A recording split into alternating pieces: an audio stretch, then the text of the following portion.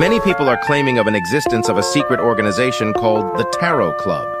This supposed organization is led by an ancient god named the Fool. The organization apparently uses tarot cards to identify their members with. There has been no proof of their existence, and to this day they remain a mystery. If you see anyone mention the Tarot Club, immediately report it to the churches.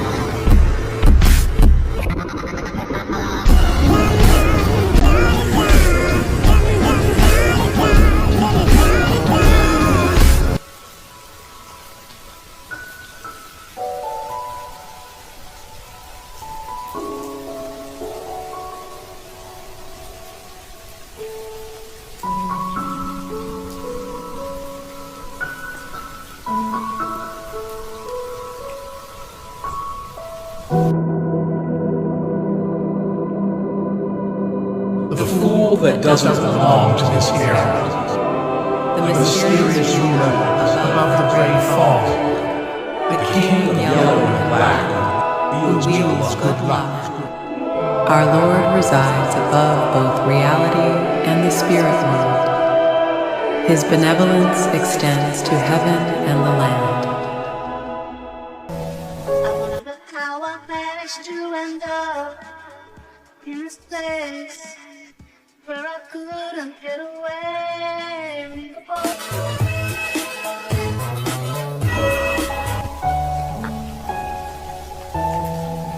I'm the highest in the room.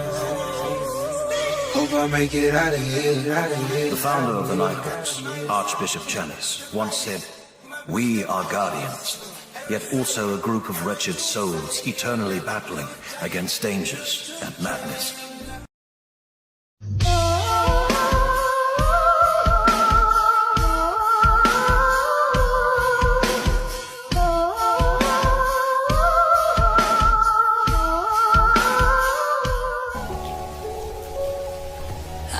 There was an idea to bring together a group of remarkable people, to see if we could become something more. So when they needed us, we could fight the battles that they never could. The first rule of Fight Club is, you do not talk about Fight Club.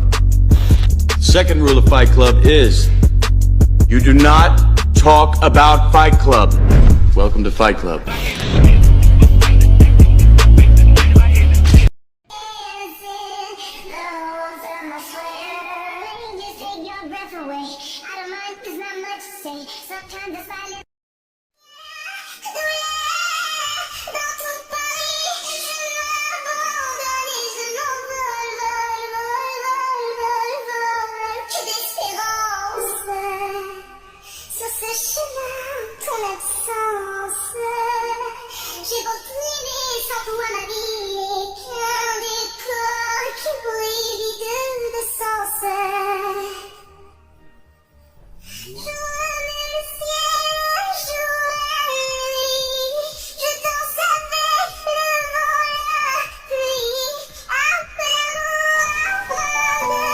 This pathway might very well be a path destined to be crazy and filled with despair.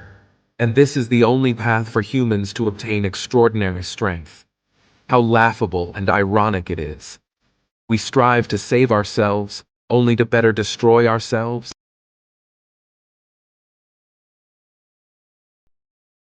The headless body was covered with even more cards, each separately depicting the chariot, the hermit, death, and more cards of different suits comprising of chalice, scepter.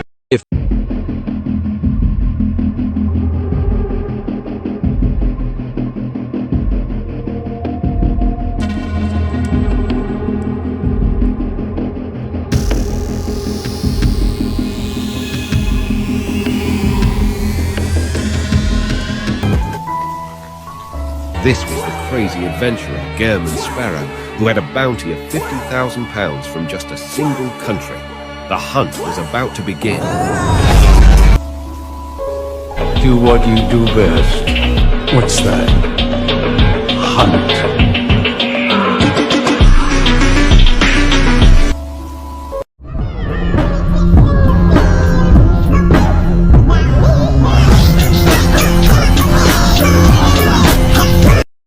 If it's one-on-one, always bet on Kyle. Whether on land, at sea, or in the air, it's a widely held belief that this terrifying pirate is more powerful than any other living creature.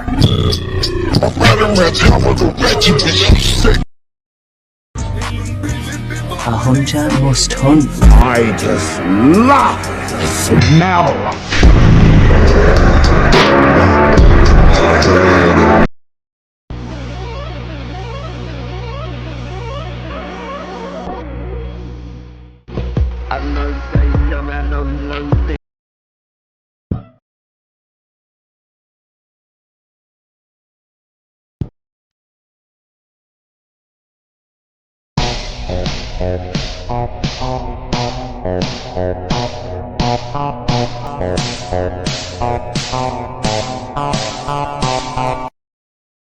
It's no wonder there are rumors of him liking a wide range of women. A crazy murderer and adventurer like Gacha Sparrow definitely is a good match with a pure and innocent girl. As a spectator, Audrey couldn't help but imagine that.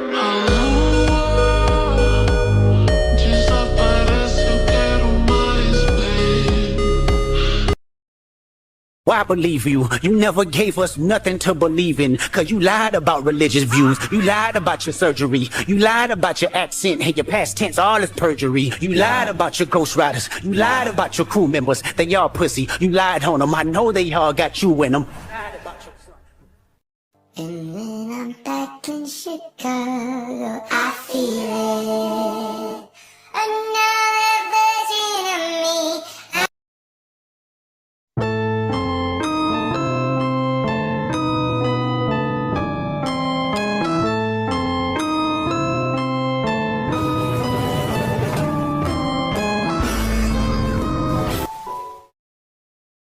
May I know how I should address you? The figure pondered for a moment and replied, "Think of me as a poet."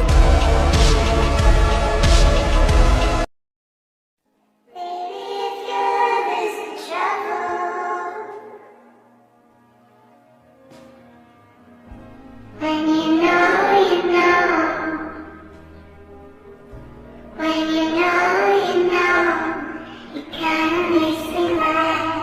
Running down that path, praying for this goal.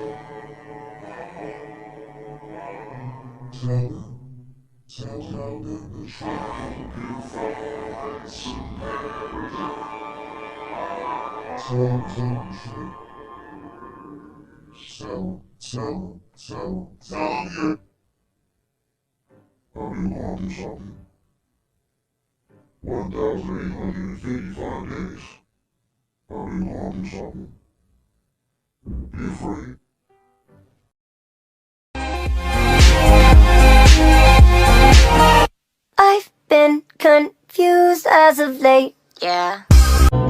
because this is the moment you realize something inside you is broken, and it can never be fixed.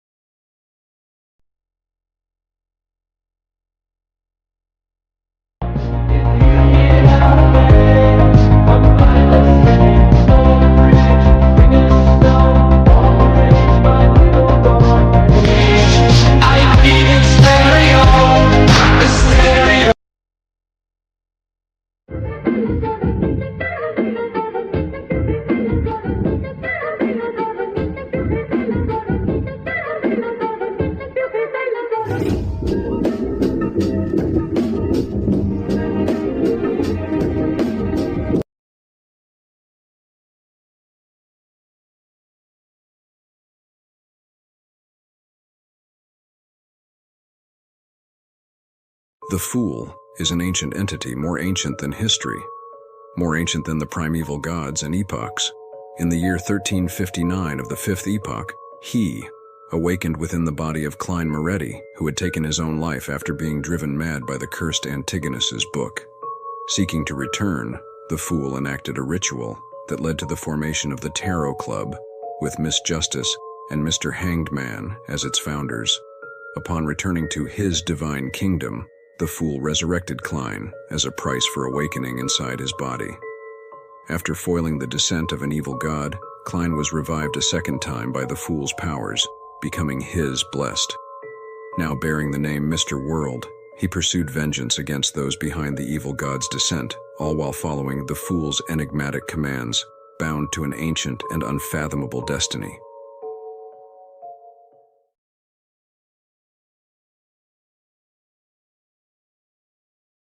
Run, boy, run. The sun will be guiding you. Run, boy, run. They're dying to stop you. Run, boy, run. This race is a prophecy. Run, boy, run. Break out from society. Always another day. And you don't have to hide away. You'll be a man, boy. But for now, it's time to run. It's time to...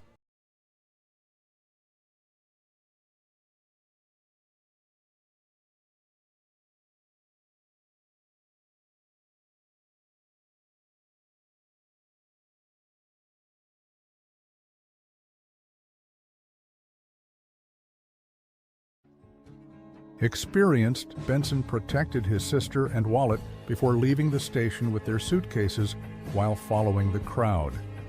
Suddenly, they simultaneously felt a gaze sweep past them. Tracing the gaze, Benson and Melissa saw a young gentleman with neat black hair and dark brown eyes. The gentleman with the gold-rimmed glasses pressed his hat and looked past them into the distance. Benson and Melissa also looked away.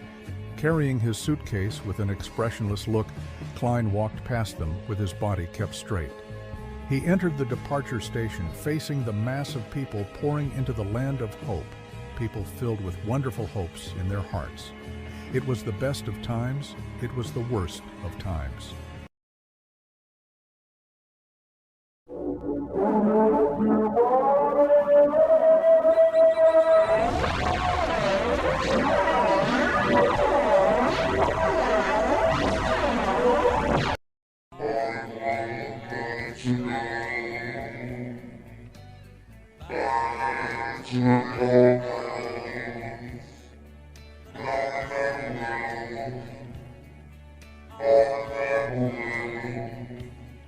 The young boy asked, "But why do this?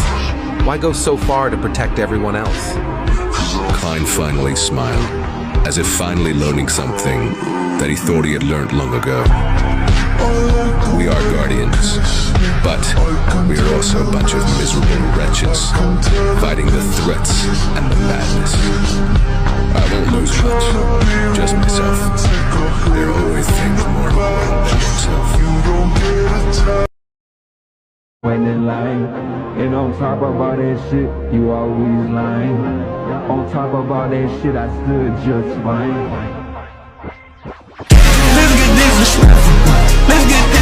When the Lord that created everything, the omnipotent and omniscient God, cast his attention on this world, he had many angels around him. Among them were leaders of the angels, kings of angels that were closest to being a god. The Trojan horse of fate, the slug of time, the loopholes in rules, the manifestation of all errors. As he passed through the room, he suddenly saw a person sitting on the sofa. The man was wearing a classic black robe and a pointed hat. He placed his right leg over his left and was leisurely reading a newspaper, as if sensing Leonard's arrival. The figure took out a monocle made of crystal and leisurely placed it over his right eye, revealing a slight smile at Lumion. You can call me Amon, or...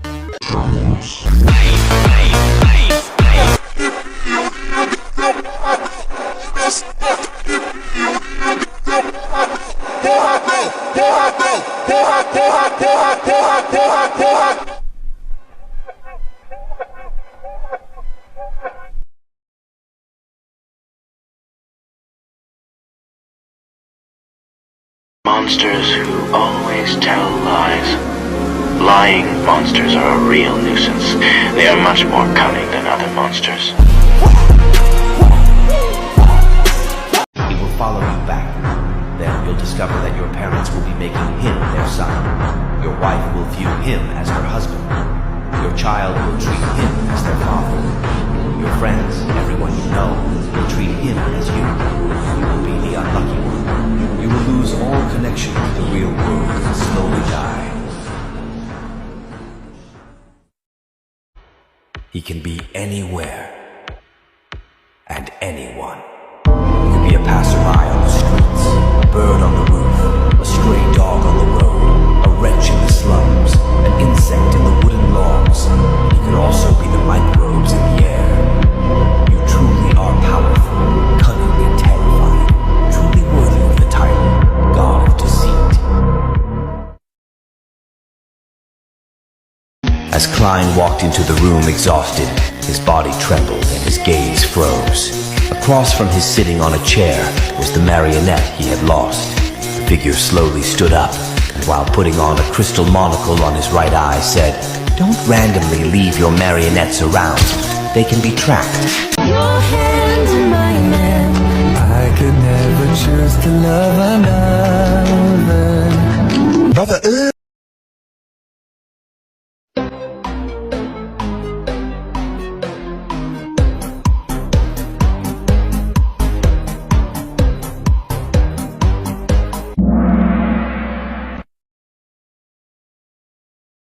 Do you want to die?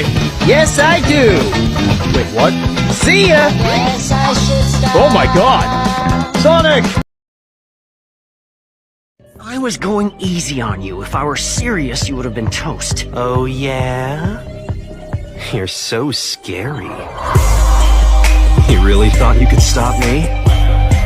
You must be joking. Yeah, I'm on that side when we win. No, you're not that guy 'cause I'm him.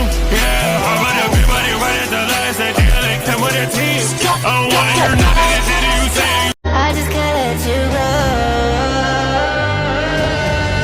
I let the world go.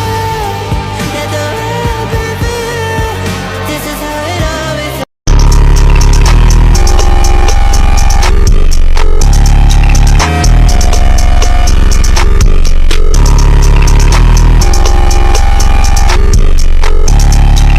Now you will understand why you fear the dark. I'm not your average American. Niggas see me and they swear that they see me, boy. Like my name is. At the peak of a mountain in the forsaken land of the gods, visionary Adam emerged from a shadow on a huge cross. Adam raised his head and looked at the astral world, which had been distorted from authority and symbolism. Dressed in a simple white robe, he solemnly proclaimed, I am one, and also infinity, the beginning and the end. As an ocean of colors formed around him. Adam, now a giant shadow, declared, "Let there be light," instantly illuminating the astral world. He used the Chaos Sea and True Creator as a pillar, envisioning 3 uniquenesses, and seemed to exceed the limitations of above the sequences, and became half a great old one, suppressing the eternal blazing sun, the Lord of storms, and the God of knowledge and wisdom, trapping them in their divine kingdoms.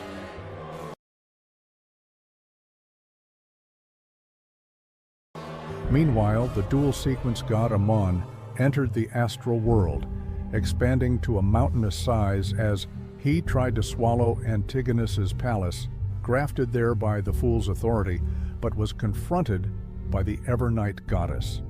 She held fog containing multiple doors, slowing down Amon's escape attempts in a tug-of-war. At the same time, python-like black tentacles extended out from somewhere in the astral world. The tentacles surged towards the ancient and dilapidated palace, rushing towards Mr. Fool, who was about to accommodate the Fool's uniqueness. Suddenly, the black tentacles were blocked by plants growing wildly. The Hornicis mountain range collapsed, while the Earth Mother, controlling the Moon's uniqueness, fended off primordial Demoness Cheek's tentacles. It was like the apocalypse had arrived early. Suddenly, the hidden sage's light broke through the barrier of plants, heading for Mr. Fool. As Mr. Fool put on the translucent mask of the Fool's uniqueness, Amon's avatars attacked, pushing him to the brink of losing control. Normally, Mr. Fool could use his own status to suppress the ravings, but at this moment, he was accommodating the Fool's uniqueness. His mental state was in a weak and subtle balance. In a final plan, Mr. Fool went from just accommodating the Fool's uniqueness to advancing to the true Fool.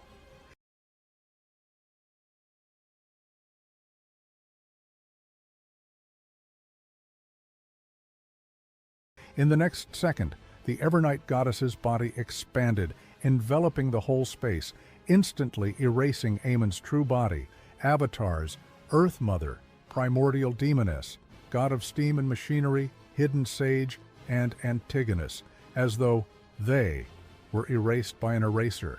Concealment. In the next second, Klein returned, his body splitting apart, merging with Mr. Fool. In an instant, a door of light traveled across the surface of the concealed world. The door suddenly opened, and Amon leaped out, and he saw an illusory mask with blank facial features appear under the translucent, dark-colored cloak. The mask instantly outlined Mr. Fool, who had fused with Garin Sparrow's traits. Amon's thoughts turned chaotic, as though he had his intelligence forcefully lowered.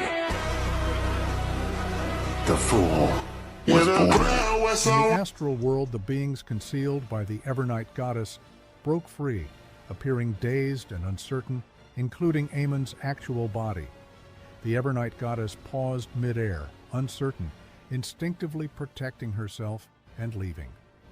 The Lord of Storms, eternal blazing sun, and God of knowledge and wisdom, initially weakened and doubtful, shattered the light restricting them, and then returned to sealing the world barrier's cracks. Klein, now fully fused with Mr. Fool, sat at Sefirah Castle, Mr. Fool's divine kingdom, at the Fool's seat, stabilizing his mind. Just then, his spiritual perception was triggered. The Fool Klein suddenly looked up and saw that the grayish-white fog had formed a door at the other end of the long, mottled table. A figure wearing a pointed hat, a classic black robe, and a monocle walked out. Amon. There was a tinge of darkness in the dual god Mr. Error and Traveler's eyes as his smile appeared somewhat crazy. He leisurely looked around and nudged his monocle. He said with a crazed smile, "Are you pleasantly surprised?" Excuse me, what the actual fuck are you doing in my house? Get the fuck out of my house! Are you serious? Get that Get about that, blow the whistle, baby, you the referee.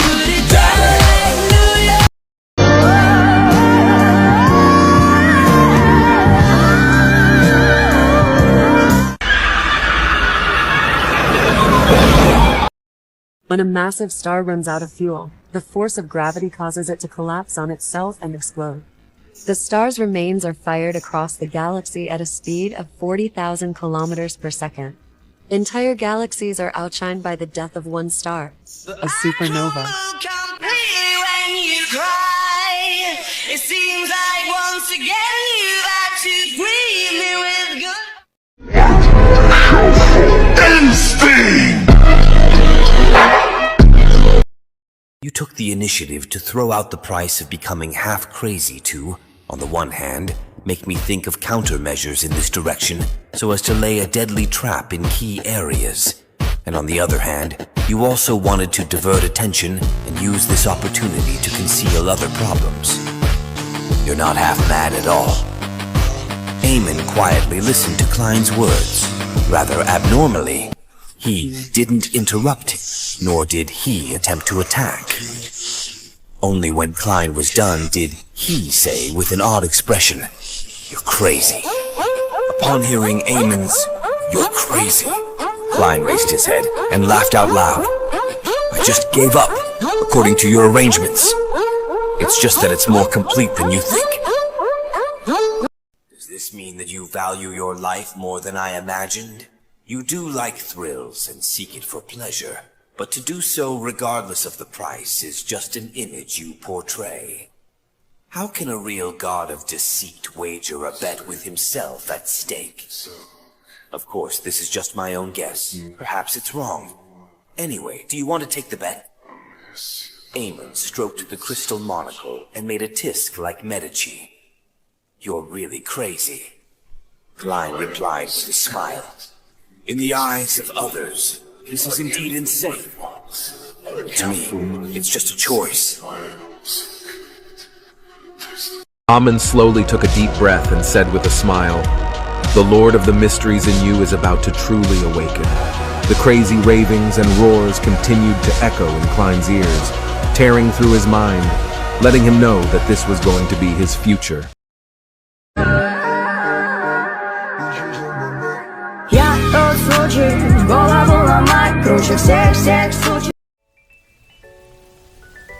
Roselle immediately fell silent. After a moment, he said, "You and I are of the same generation. Bernadette should call you Uncle Joe." "Yes." As he spoke, Roselle's tone suddenly became filled with pity. "After coming to this era, I treated everything as a game in the beginning. I was having a great time playing, but I would occasionally recall my home, remembering the past where I cultivated most of my personality and hobbies. The longer I lived, the higher the frequency I felt this feeling. It's like the fallen leaves will always want to return to the roots of a tree. However, at the very least, I have a daughter, a wife, and 2 sons. There are still many things in this world that I'm worried about. Some sense of belonging to a certain extent. I have to work hard to save myself. I can't rely on the 7 deities. As long as I ascend to the throne of Sequence 0, only then will I and the things I value be preserved. You're not ascending to godhood, you're just dehydrated. Out of my way, gay boy! I'm about to liberate my divine— After I infused the potion formula of the 22 pathways with power, they naturally produced the convergence powers between beyond the characteristics. They also gained anti-divination and anti-prophecy effects to a certain extent. And then, as he spoke, Roselle suddenly paused, as though he had sensed something amiss. After 1 or 2 seconds, he said in an ethereal voice, "The creation of the card of blasphemy was a year before I held the Black Emperor ritual. Back then, I had already suffered the corruption of the primordial moon, and I didn't have the corresponding realization most of the time. Why can the 22 cards not be found by deities?" On hearing this question above the gray fog, Klein's heart tightened as he felt his scalp tingle again. Without waiting for his response from the paper figurine, Roselle's voice suddenly raised, bringing with it an indescribable fear. "Don't gather the 22 cards. Be careful of the mother card." These 2 sentences echoed in the deep interior of the Black Emperor Mausoleum for a long time. In the Transmigration Trio, There is one person that isn't talked about enough. From instigating the fall of the Antigonus family to orchestrating the death of the ancient sun god. Ladies and gentlemen, I present to you Lady Evernight, the goddess of misfortune.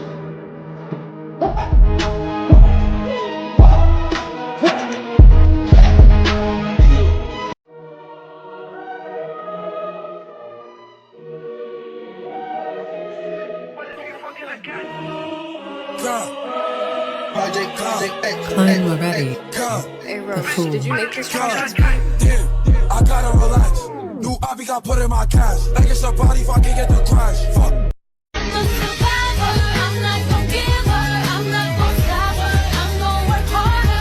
Giving up keys, you giving up, please. The celestial worthy of heaven and earth had already awoken in my body. I won't help you protect the living creatures you wish to protect, but I won't harm them either. It's not that I won't keep my promise. There are many hostile existences that are attempting to destroy this world. They are cosmic entities that are hostile toward Earth. The outer deities targeting Earth are all Great Old One individuals and are considered to be the most powerful in the entire universe, according to the Seven Lights. Fortunately, the residual power of the original creator formed a barrier that protects Earth, which blocks them from invading directly. However, because the original creator was unable to reawaken, the barrier around Earth has started to weaken. When the barrier collapses, the outer deities will swarm into this world.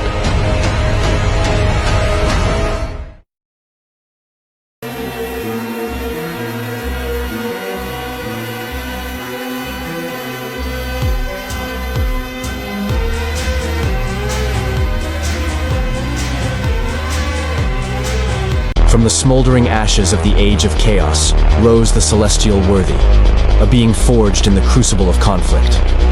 The slumber of the original creator had cast the world into an abyss. But the Celestial Worthy, empowered by a fragment of the scattered Beyonder characteristics, clawed his way to dominance. His path was paved with war. Rival races, wielding their own fragments of divine power, sought to rule the fractured world. Yet, the Worthy stood undefeated, a tempestuous hurricane against a cacophony of lesser storms. Battles raged for centuries, each clash sculpting the land into scars, boiling the seas with fury and charring the skies. Humanity, caught in the crossfire, teetered on the brink of annihilation. But the Celestial Worthy would not be denied. With every clash, his legend grew, his power swelling. In a final, earth-shattering duel, he felled the Primordial One, his rival for dominion. The victor sealed his opponent away, the tremors of their struggle echoing through the land. With the world his to shape, the Celestial Worthy wielded the remaining Beyonder characteristics like a sculptor's chisel. He cleaved the western continent, severing it from the rest with 7 of the 9 Sephiroths, artifacts of immense power. Thus, the Age of Chaos bled into the Dark Age, leaving behind a world scarred but subdued, once ruled by the iron fist of the Celestial Worthy. His descendants, the Seven Lights, inheritors of his fragment of the Divine, would shoulder the burden of rebuilding the world.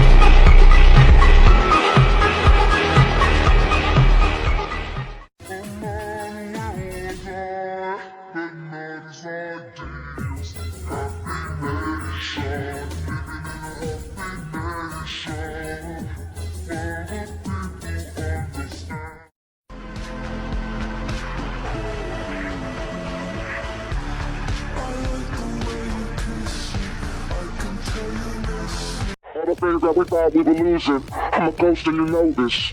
That's why we broke up in the first place. Cause I want you to know that I'm ready to go. Heartbeat, my heartbeat.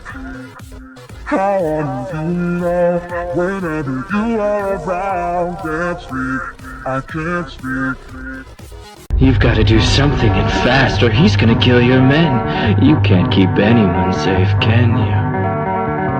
Turn around, I say. Look at me. Don't turn your back on a friend. You know that you need me. Do it. Accept me as part of you. Come on, come on, come on. I say... I do zadnjeg leta, ni do kraja sveta, sudbina je moja pleta. Море душа нема дом, море душа нема дом, цели зори сечи горе. Моje more,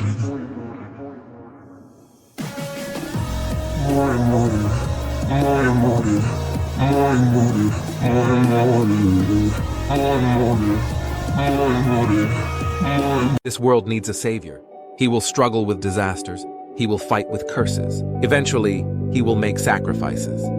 His followers compose songs of praise for him and spread the glory of the Lord all over the earth. People praise his greatness, but the Savior spoke no words. What does he truly want?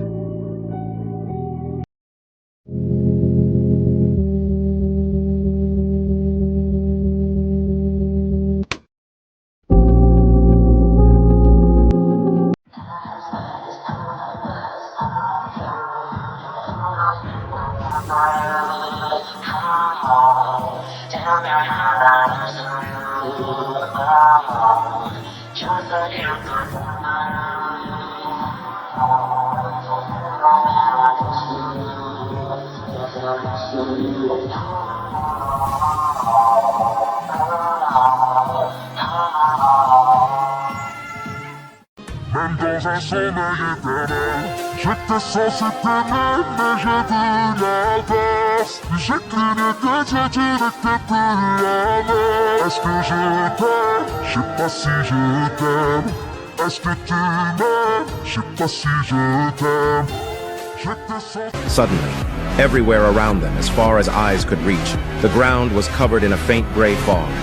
Lumen and company halted in their tracks, their minds filled with confusion and puzzlement. All around them, in Leon, Intis, Fena Potter, Berserk Sea, everywhere on Earth, everyone halted, stopping in their tracks, their minds also covered in confusion and puzzlement. In the astral world, all the Orthodox deities present casted their gazes from their divine kingdoms at the gray fog gathering in the astral world. After some time, a tall figure stepped out, one hand by his side, another one pressing on a half-top hat on his head. The aura around him was undescribable, unimaginable. And in that moment, in this world covered in confusion and puzzlement, he was like a one true deity.